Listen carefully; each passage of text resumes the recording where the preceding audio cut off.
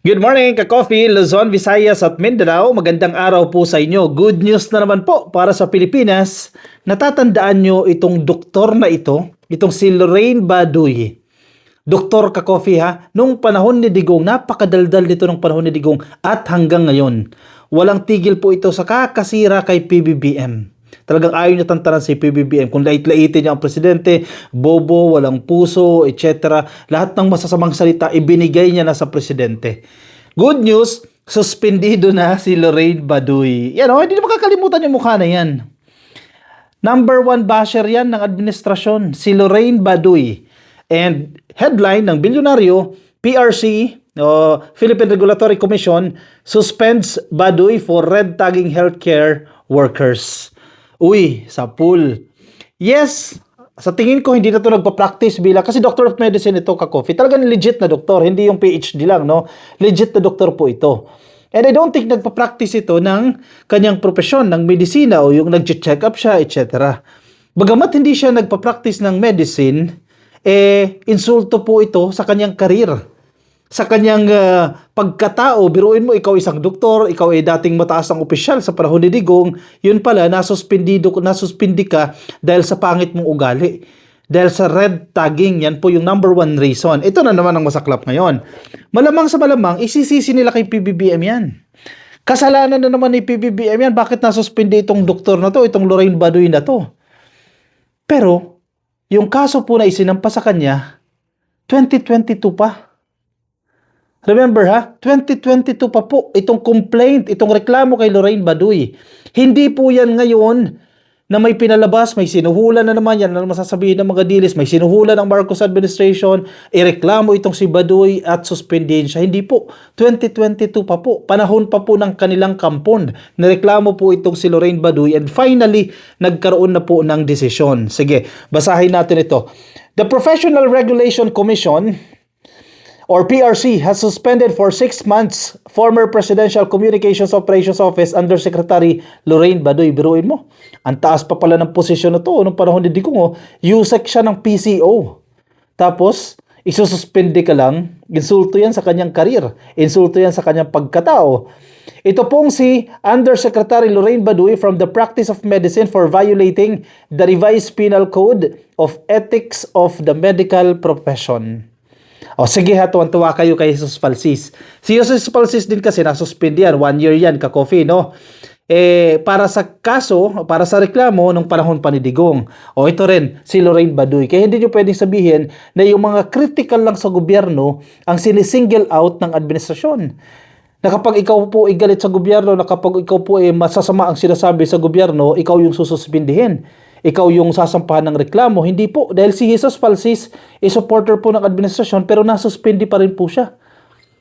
Patunay lang po yan na kahit sino ka, bagamat hindi naman lahat kasi may nandiyadyaan pa rin yung perception na hindi pa rin po patas ang batas, kahit papano nakikita natin nagbubunga po na kahit mataas ang dati mong posisyon, hindi araw-araw Pasko. Gaya nito ni Lorraine Baduy na walang tigil sa kakapanira sa administrasyon kay PBBM. Ito pong resolusyon na inilabas po May 8 that was made public only on Saturday. Matagal na pala ito, ka-coffee ha. Kaya pala naghihimutok ang butsin ito eh. Noong May 8 pa pala po lumabas itong desisyon na to. More than a month na. Nasa publiko lang po. Nalaman lang po natin ngayong araw mismo, Sabado, no? The PRC Board of Medicine found Baduy, a licensed doctor, liable for unethical and unprofessional conduct. Biruin mo, ikaw DDS, unethical. Ano mo ibig sabihin ng unethical? Wala kang maayos na ethics. Sa salitang kalye, wala kang modo. And ikaw daw po may unprofessional conduct. Kapag sinabi mong professional, meron kayong mga standards na dapat sundin yan bilang ikaw po isang doktor, pero hindi mo po sinusunod yung conduct na yan o yung expected na ugali coming from you bilang isa pong doktor. Yan po si Lorraine Baduy. Talaga mga basher ni PBBM, mga palyado talaga eh.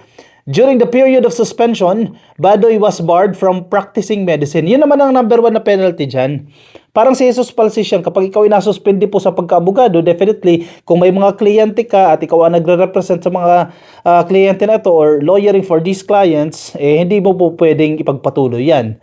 ititigil po yan. So kung nakapag-down payment na sa'yo yan, na acceptance fee, abay, anong areglo nyo dyan? Isasauli mo yan, etc. Ganon din po itong si Lorraine Baduy. Kung meron siyang clinic, I don't think meron siyang clinic, o nagpa-practice siya, o nagtatrabaho siya sa isang ospital, and I don't think na ganyan niya po yung ginagawa niya, dahil wala naman tayo nakikitang ginagawa niya ganyan, kundi manira lang sa administrasyon. Anyway, bawal niya pong gawin yan. Pero regardless yan, ka-coffee, kung nagpa-practice siya o hindi, malaking insulto to sa career niya. Sa mga kaklase niya ng medicine, sa mga kapitbahay niya, sa mga nakakakilala sa kanya, na dati kang yusik ng PCO, isa kang doktor, yun pala, ikaw ay walang modo.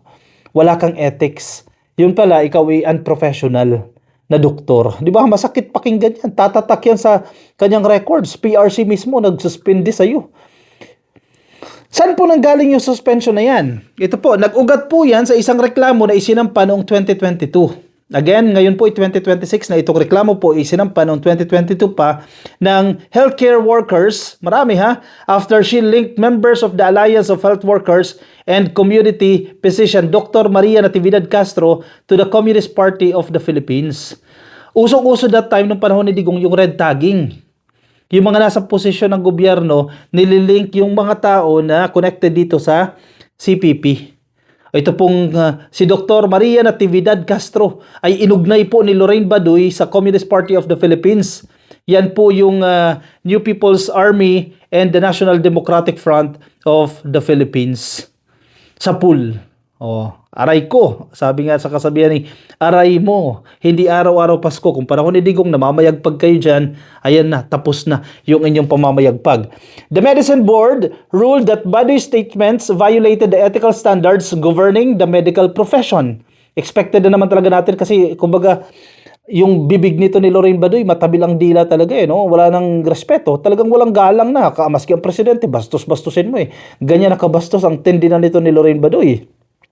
The PRC said Baduy may resume the practice of medicine only after serving the suspension and complying with the Commission's requirements.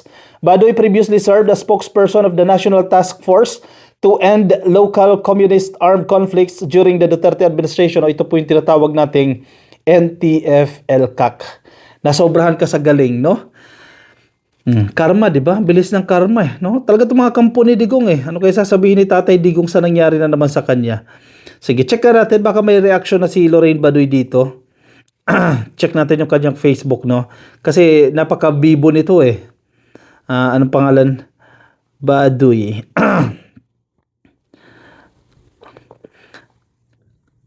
Ayun, siya ba ito? Teka lang ha. Check ko lang kung wala. Hindi ito. Ibang account siguro. Yun, Lorraine Baduy. Yan yung pangalan nito sa Facebook. Lorraine Baduy. Dati, nagsishare pa ito ng mga post ko. Nakikita ko, nagsishare siya. May mga post ako doon na hindi pa to, kumbaga, hindi pa to nawawala sa linya. Nagsishare pa po yan. Ayan, ang latest post niya, 7 minutes ago. The admin of Bongbong Marcos is an admin filled with crackpots because he himself is the biggest crackpot who enables crackpots. Nakakahiya. Talaga nga naman, lahat talaga sasabihin yan, puro kasamaan. Ito pa. Pwede nyo i-check ka-coffee. Teka, malabo. Basahin ko na lang, no?